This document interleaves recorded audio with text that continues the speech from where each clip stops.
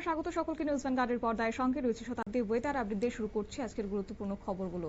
June মাসের প্রথম সপ্তাহে রীতিমতো ঘাম ছুটছে রাজ্যবাসীর, হাঁসফাঁস অবস্থা বর্তমানে। তার পাশাপাশি আর্দ্রতাজনিত অস্বস্তি আগামী কয়েকদিন ভোগাবে, যার কারণে রাজ্য জুড়ে গরম এবং আর্দ্রতার সতর্ক বার্তা জারি করেছে আবহাওয়া দপ্তর। আগামী 7 দিন অসহনীয় গরমে কাটাতে হবে রাজ্যবাসীকে।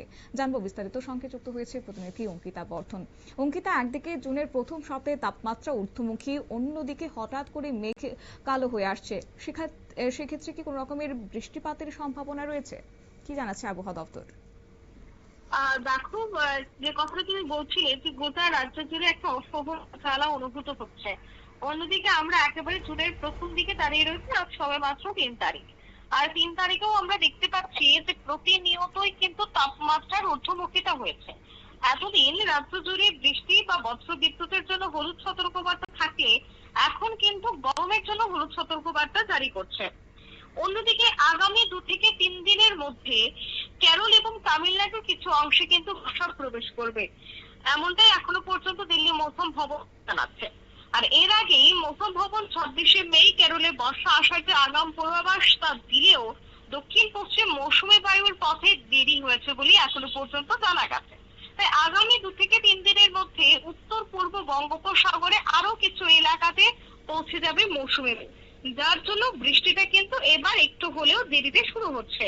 দেখো, পাক বর্ষা আমরা দেখেছি, কিন্তু পাক বর্ষার পর যে একটা গরম এবং অস্বস্তি রয়েছে রাজ্যের প্রত্যেকটি জেলায়, এবং অস্বস্তির মধ্য দিয়ে কিন্তু আজ বুধবারটাও কাটাতে হবে। অন্যদিকে মেঘলা আকাশ থাকলেও বৃষ্টির তো আজ তেমন কোনো সম্ভাবনা নেই, যদিও বৃষ্টিটা হয়ে থাকে সেটা ছিটে ফোটা বৃষ্টি হতে পারে। তবে বৃষ্টির পরিমাণ এবং তার আবহাওয়া বাড়ার যে একটা সম্ভাবনা, সেটার জন্য কিন্তু আমাদের আরো কয়েকটা দিন অপেক্ষা করতে হবে।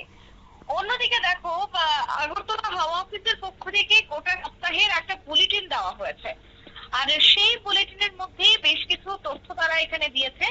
তা হচ্ছে যে আজ যেহেতু 3 তারিখ, আজকে কিন্তু হলুদ সতর্কবার্তা থাকছে। তা হচ্ছে হট অ্যান্ড হিউমিড, অর্থাৎ গরম এবং আর্দ্রতাজনিত অস্বস্তির জন্য হলুদ সতর্কবার্তা দেওয়া হয়েছে। ওয়েস্ট অর্থাৎ পশ্চিম জেলার জন্য, খোয়াই জেলার জন্য, সিপাহীজলা জেলার জন্য, গোমতী জেলার জন্য এবং সাউথ জেলার জন্য কিন্তু এই মুহূর্তে, দক্ষিণ জেলার জন্য গরম এবং আর্দ্রতাজনিত অস্বস্তির হলুদ সতর্কবার্তা দিয়ে দেওয়া হয়েছে। এবার বলতে এই গরম এবং আর্দ্রতাজনিত অস্বস্তির এই রেকর্ড বা প্রতিনিয়তই যেভাবে দেখা যাচ্ছে যে হলুদ সতর্কবার্তা দেওয়া হচ্ছে, সেটা কতদিন থাকবে? দেখো, এখন পর্যন্ত 5 তারিখ দেওয়া হয়েছে। 5 তারিখ পর্যন্ত কিন্তু হলুদ সতর্কবার্তা দেওয়া হয়েছে।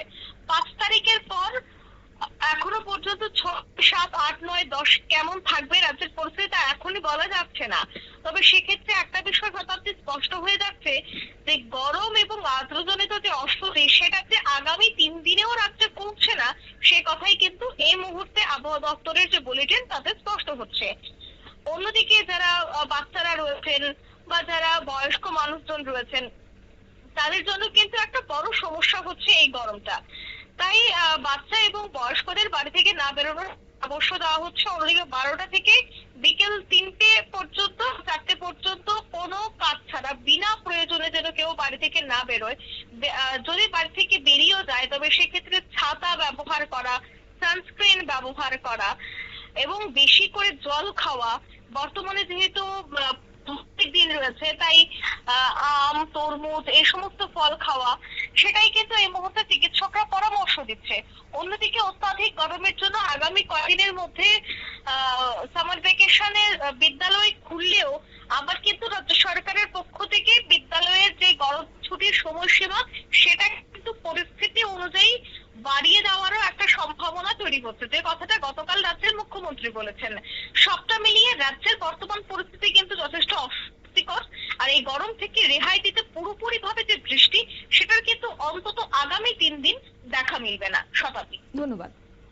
অর্থাৎ রাজ্যে কিন্তু তাপমাত্রা আরো বাড়তে পারে, তার পাশাপাশি আর্দ্রতাজনিত অস্বস্তি যেহেতু গতকালই আবহাওয়া দপ্তরের পক্ষ থেকেও ঘোষণা করা হয়েছিল এবং তার পাশাপাশি আজকেও বলা হচ্ছে যে বঙ্গোপসাগর থেকে প্রচুর পরিমাণে জলীয় বাষ্প ঢুকছে, যার কারণে এই অস্বস্তি বাড়ছে এবং আগামী কয়েকদিন এইভাবে পরিস্থিতি বজায় থাকবে। তবে আপাতত ভারী বৃষ্টির কিন্তু কোনো রকমের সতর্কবার্তা রাজ্যের ক্ষেত্রে থাকছে না। নিয়ে নিচ্ছি ছোট্ট একটি বিজ্ঞাপন বিরতির, সঙ্গে থাকুন।